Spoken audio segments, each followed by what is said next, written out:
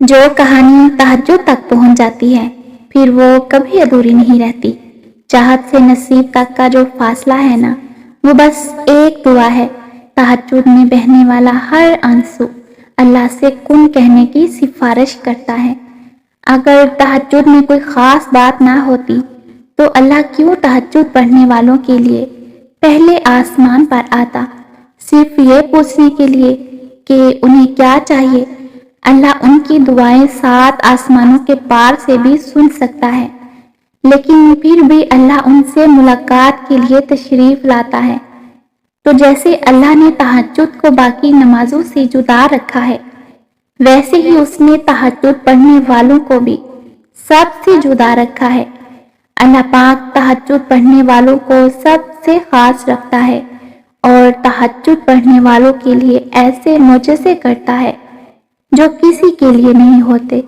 اب اللہ 7ویں آسمان سے پہلے آسمان پر اپنے بندوں کو خالی ہاتھ لوٹانے کے لیے تو نہیں آتا نا۔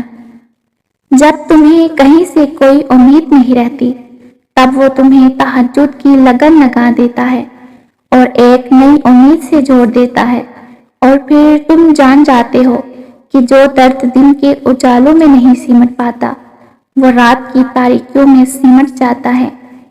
یقین رکھ کر مانگو گے تو ہی جانو گے کہ بہت کچھ اب بھی بدل سکتا ہے، بہت کچھ اب بھی مڑ سکتا ہے، بہت کچھ اللہ کے ایک کن سے رک سکتا ہے، اور بہت کچھ اس کے حکم سے دوبارہ چل سکتا ہے۔ اللہ ہے نا، پھر کیوں پریشان ہوتے ہو؟ جس نے اب تک عطا کیا ہے وہ آگے بھی دے گا انشاءاللہ۔ اس پر یقین نہیں کرو گے تو کہاں جاؤ گے؟ جو توکل کی راہ پر چل پڑتا ہے نا، اللہ اس کے لیے کافی ہو جاتا ہے، اور توکل ایمان کا حصہ ہے۔ ایمان ایک شاخ ہے، بس اپنے سارے کاموں کو اللہ کے سپرد کر کے مطمئن ہو جایا کرے۔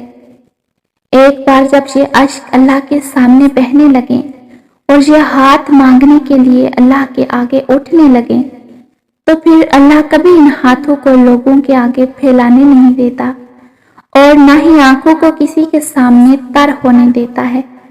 کبھی کبھی اللہ پاک سے ایسے بھی باتیں کر لیا کرے، جس کے ہاتھ میں تمہارا نصیب ہے وہ معجزوں کا بادشاہ ہے، اور اس سے بہتر کوئی منصف نہیں۔ وہ کہانی کا ہر رخ جب چاہے جہاں چاہے موڑ سکتا ہے، وہ نصیب کا ہر لفظ بدل سکتا ہے، اور زندگی کا ہر پہلو تمہاری چاہت کے مطابق بنا سکتا ہے۔ تم اس کی مان جاؤ، وہ تمہاری مان جائے گا انشاءاللہ۔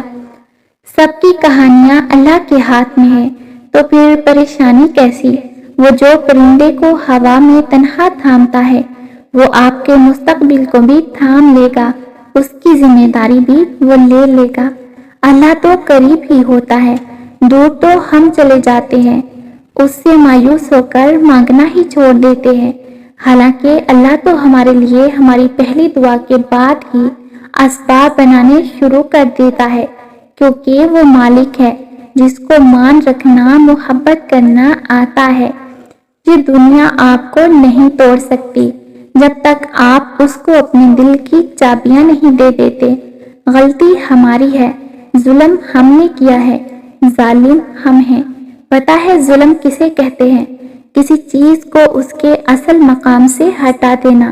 ہمارے دل میں رہنے والی ذات تو بس اللہ کی ہے، اور ہم نے اس میں دنیا بسا لی ہے، دنیا کے لوگوں کی محبت بسا لی ہے۔ ان لوگوں کو ہم نے اپنی زندگی کا مالک بنا لیا، ان سے امیدیں وابستہ کر لی۔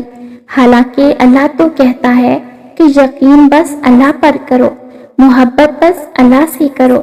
لیکن جب بندہ دنیا میں مشغول ہو جاتا ہے نا، تو اللہ پھر اسے اسی دنیا کے ہاتھوں توڑتا ہے، اسے بتانے کے لیے کہ تیرا صرف میں ہوں، تیرا رب جو تجھ سے پیار کرتا ہے، جو تجھے ہر درد میں تھام لیتا ہے۔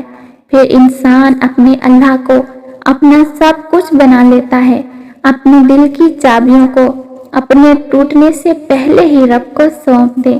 حالات کتنے بھی مشکل ہوں، آپ نے مایوس نہیں ہونا، اپنی مشکلات اللہ کے حوالے کر دیں۔ اس یقین کے ساتھ کہ وہ ہمیں ان مشکلات سے نکالے گا۔ اپنی مشکلات جب اللہ کے حوالے کر دیتے ہیں، پھر کیسے، کب اور کیوں جیسے سوالات نہیں کرتے، بس یقین رکھتے ہیں اس بات پر کہ میرا رب مجھے کافی ہے۔ مشکلیں حل ہو جاتی ہیں، راستے بھی نکل آتے ہیں، بس اللہ پر کامل یقین ہونا چاہیے۔ ایک لڑکی کو اپنے نصیب کی بہتری کے لیے اتنی ہی دعائیں کرنی چاہیے جتنی وہ جنت کو پانے اور جہنم سے بچنے کے لیے کرتی ہے، کیونکہ نیک اور اچھے ہمسفر کا ساتھ جنت تک لے جاتا ہے اور جنت تک کا ہوتا ہے۔ دعا ہے اللہ پاک ہم سب کو نیک، محبت، عزت اور قدر کرنے والا ہمسفر عطا کرے۔ آمین یا رب العالمین۔